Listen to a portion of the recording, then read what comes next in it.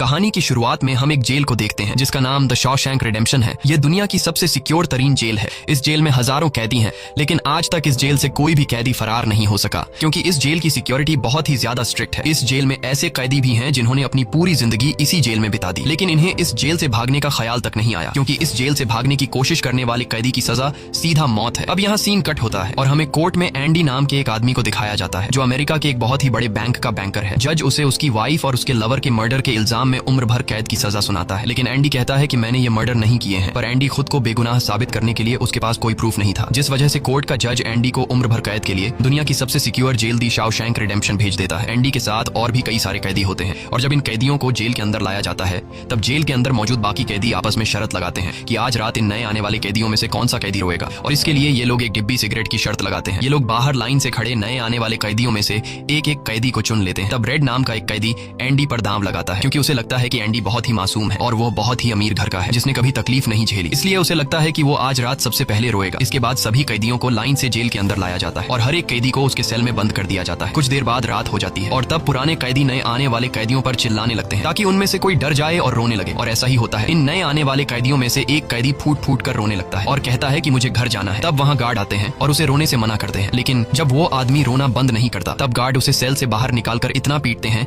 कि वह बेहोश हो जाता है। दूसरी तरफ रेड एंडी पर लगाया हुआ दांव हार जाता है और रेड समझ जाता है कि एंडी बहुत ही स्ट्रांग है क्योंकि इतना डराने के बावजूद उसने एक आवाज तक नहीं की। इसलिए अगले दिन रेड अपने साथी को सिगरेट का एक डिब्बा दे देता है क्योंकि रेड एंडी पर लगाया हुआ दांव हार चुका था। तभी हम एंडी को देखते हैं जो अकेला चुपचाप ब्रेकफास्ट कर रहा होता है। तब एंडी की मुलाकात जेल के सबसे पुराने कैदी ब्रुक्स से होती है। ब्रुक्स को यहाँ इस जेल में लगभग 50 साल पूरे होने वाले हैं। एंडी समझदारी से ब्रुक्स से इस जेल के सभी छोटे बड़े रूल्स और हर एक कैदी के बारे में जानने की कोशिश करता है। तब ब्रुक्स एंडी को जेल का हर एक सीक्रेट बता देता है और वो एंडी से कहता है कि अगर तुम्हें जेल के बाहर से कुछ मंगवाना हो तो रेड नाम के कैदी के पास जाना। ये सुनते ही एंडी भी इंतजार नहीं करता और वह सीधा रेड के पास पहुंच जाता है और रेड से कहता है कि मैंने सुना है तुम बाहर से किसी भी चीज को अंदर मंगवा सकते हो। तब रेड कहता है हाँ मैं मंगवा सकता हूँ, लेकिन ऐसी चीज जो यहाँ से भागने या फिर किसी को मारने में काम ना आती हो। एंडी रेड से कहता है कि मुझे हैमर यानी एक हथौड़ा चाहिए। हथौड़े का नाम सुनते ही रेड कहता है कि तुम्हें हथौड़ा ही क्यों चाहिए, क्या तुम हथौड़े से किसी को मारने वाले तो नहीं हो? तब एंडी कहता है नहीं, मैं किसी को मारने वाला नहीं हूँ, मेरा यहाँ कोई भी दुश्मन नहीं है। ये सुनकर रेड कहता है कि तुम्हारा यहाँ दुश्मन तो नहीं है, लेकिन जल्द ही कुछ लोग तुम्हारे दुश्मन बनने वाले हैं। वो कुछ लोगों की तरफ इशारा करके एंडी को वार्न करता है कि इन लोगों की गंदी नजर तुम पर है, इसलिए इनसे बच कर रहना। अगले दिन एंडी के कहने पर रेड उसके लिए हैमर मंगवा देता है और जब वो हथौड़ा देखता है तो रेड हंसने लगता है क्योंकि हथौड़ा साइज में बहुत ही छोटा होता है और रेड मन ही मन सोचता है कि इस हथौड़े से जेल में सुरंग बनाने में 600 साल लग जाएंगे। इसके बाद रेड ब्रुक्स के जरिए एंडी के सेल तक हथौड़ा पहुंचा देता है। ऐसे ही दिन बीतते हैं और एक दिन जब एंडी लॉन्ड्री में काम कर रहा होता है तब वो 3 लोग जिनकी एंडी पर गंदी नजर होती है वो एंडी को पकड़ लेते हैं। एंडी उनसे अपने आप को छुड़ाने की कोशिश करता है पर 3 लोगों को वह अकेले कंट्रोल नहीं कर पा रहा था, इसलिए ये तीनों पहले एंडी को खूब पीटते हैं और फिर एंडी के साथ गलत करते हैं। यह सिलसिला इसी तरह चलता रहता है। ये लोग हमेशा एंडी को पकड़ते और फिर उसे मारकर उसके साथ गलत करते रहते। इस तरह से 2 साल बीत जाते हैं और एक अनाउंस होता है कि छत की मरम्मत के लिए कुछ लोगों की जरूरत है। यहाँ कैदियों की एक टीम छत के काम के लिए तैयार हो जाती है जिसमें रेड और एंडी भी शामिल होते हैं। ये लोग सब अपने काम पर लग जाते हैं और छत पर उनकी देखभाल की जिम्मेदारी एक बहुत ही सख्त सिक्योरिटी गार्ड की होती है जिसका नाम हैडली है। हैडली बहुत ही स्ट्रिक्ट इंसान है जो जरा सी गलती पर कैदियों को बहुत बुरी तरह पीटता है। जब सभी कैदी छत पर काम कर रहे होते हैं तब हैडली थोड़ा परेशान होता है और अपने साथियों से कहता है कि मेरे भाई की हाल ही में मौत हुई है जिसके अकाउंट में $30,000 पड़े हैं। अब मेरे भाई का मेरे अलावा इस दुनिया में और कोई नहीं है, इसलिए उसके पैसे पर मेरा हक बनता है। लेकिन परेशानी की बात यह है कि जब मैं इन $30,000 को अपने अकाउंट में ट्रांसफर करूंगा तब सरकार मुझसे टैक्स के रूप में सारे पैसे ले लेगी। हैडली जब अपने साथियों से यह बातें कर रहा था तब एंडी भी इसकी सारी बातें सुन लेता है। एंडी जो कि एक बहुत बड़ा बैंकर है उसे पता था कि इन पैसों को बिना गवर्नमेंट को टैक्स दिए कैसे निकाला जा सकता है।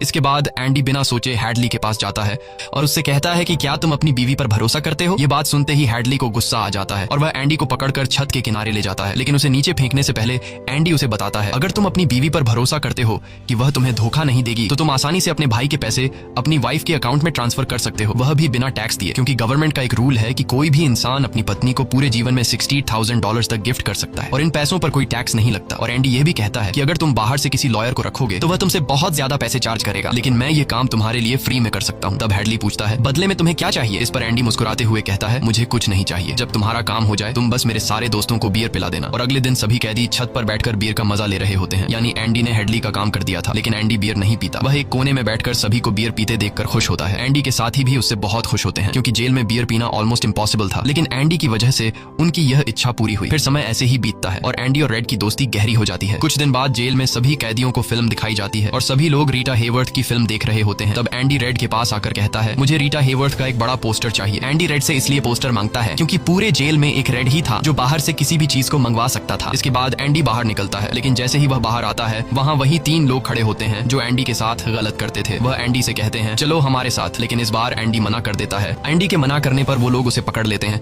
और उसके साथ जबरदस्ती करने की कोशिश करते हैं, लेकिन एंडी भी उनका मुकाबला करता है। पर वो लोग 3 होते हैं, जिस वजह से वो एंडी को बहुत ही बुरी तरह से पीटते हैं। पर आज ये लोग एंडी के साथ कुछ कर नहीं पाते, लेकिन एंडी को ये लोग इतना मारते हैं कि एंडी 1 महीने के लिए अस्पताल में चला जाता है और साथ ही वो आदमी जिसने एंडी को मारा होता है उसे 1 हफ्ते के लिए काल कोठरी में डाल दिया जाता है। 1 हफ्ते बाद जब वो वापस अपने सेल में आता है तो वहां पर वही ऑफिसर होता है जिसका एंडी ने $30,000 का टैक्स बचाया था। और इस ऑफिसर को किसी ने बता दिया था कि एंडी को इस आदमी ने इतना मारा है कि वो बेचारा 1 महीने के लिए अस्पताल में चला गया है। अब यहाँ वो ऑफिसर उस आदमी को इतनी बुरी तरह से मारता है कि वो हमेशा के लिए पैरालाइज हो जाता है। 1 महीने बाद जब अस्पताल से एंडी वापस अपने सेल में आता है तब उसे अपने सेल में रीटा हेवर्थ का एक बड़ा पोस्टर मिलता है जो कि असल में एक वेलकम गिफ्ट होता है रेड की तरफ से। इस तरह से दिन गुजरते हैं और एक दिन जेल का वार्डन सिक्योरिटी गार्ड के साथ एंडी के सेल में आता है और उसके सेल की तलाशी करवाता है। सेल की चेकिंग लेने के बाद जब वार्डन को कुछ नहीं मिलता तब वार्डन की नजर सामने लगे पोस्टर पर पड़ती है। वार्डन कहता है कि वैसे तो मैं सेल में पोस्टर अलाउ नहीं करता, पर तुम इसे अपने सेल में लगा सकते हो। दरअसल तलाशी तो एक बहाना होता है। वार्डन को इस ऑफिसर ने बताया था कि किस तरह से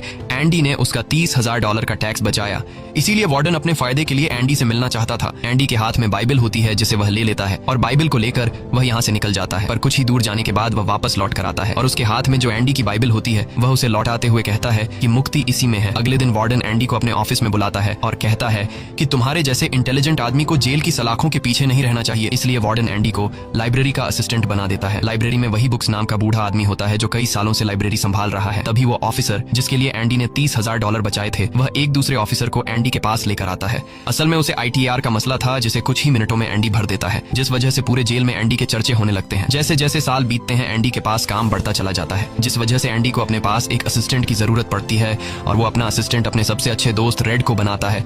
एक दिन लाइब्रेरी में ब्रुक्स एक कैदी के गले पर चाकू रख देता है और वो उसे बिना वजह मारने की धमकी देता है। असल में सरकार ने उसकी सजा माफ कर दी है, पर वो इस जेल को छोड़कर नहीं जाना चाहता। आज उसे इस जेल में पूरे 50 साल हो चुके हैं। उसकी पूरी जिंदगी इसी जेल में बीत गई है और वो बिल्कुल भूल चुका है कि बाहर की दुनिया कैसी है।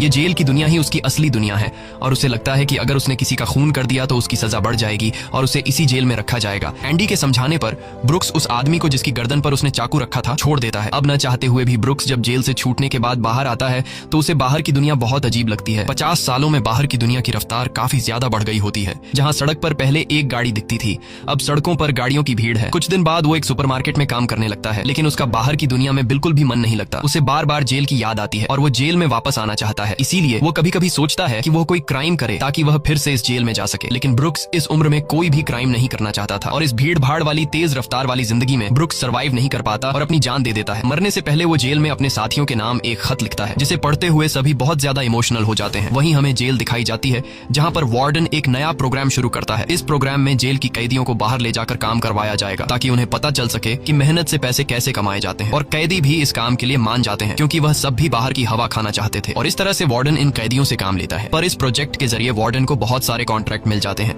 क्योंकि जेल के कैदियों की लेबर बहुत सस्ती होती है और जो बाहर की लोकल कंस्ट्रक्शन लेबर की टीम होती है उन्हें कहीं पर भी काम नहीं मिलता क्योंकि वार्डन उनका काम आधी कीमत पर अपने कैदियों से करवाता है। और वार्डन आधी कीमत पर काम इसलिए करता है क्योंकि कैदी कोई लेबर तो थे नहीं जिनको वार्डन दिहाड़ी दे पाता। इसलिए वार्डन फ्री में कैदियों से काम करवाकर बहुत सारा पैसा कमाने लगता है और उसका यह पैसा ब्लैक का होता है। लेकिन एंडी एक बैंकर होने की वजह से वार्डन का सारा ब्लैक मनी व्हाइट में बदल देता है। दरअसल एंडी इन पैसों को एक ऐसे आदमी के नाम पर जमा करता है जो इस दुनिया में है ही नहीं और वह उसके अकाउंट में सारा पैसा ट्रांसफर कर देता है ताकि अगर कल को पुलिस को पता भी चल जाए तो पुलिस एक ऐसे आदमी को ढूंढ रही होगी जो इस दुनिया में कभी पैदा ही नहीं हुआ। अब यहाँ जेल में एक नया कैदी आता है जिसका नाम टॉमी है। टॉमी बहुत यंग होता है और वह इस छोटी सी उम्र में कई सारी जेलों में जा चुका है। टॉमी एक बहुत ही फ्रेंडली नेचर का था, इसलिए उसकी जल्द ही जेल में बहुत से कैदियों से दोस्ती हो जाती है। एक दिन खाने की टेबल पर टॉमी सबसे कहता है कि मैं पिछले कई सालों से चोरी कर रहा हूँ, इसलिए मैं यहाँ की कई सारी जेलों में जा चुका हूँ और इस बार भी मैं चोरी की वजह से इस जेल में आया हूँ। टॉमी की बात सुनते हुए एंडी उसे कहता है कि अगर तुम चोरी करने के बाद बार बार पकड़े जा रहे हो तो इसका मतलब ये है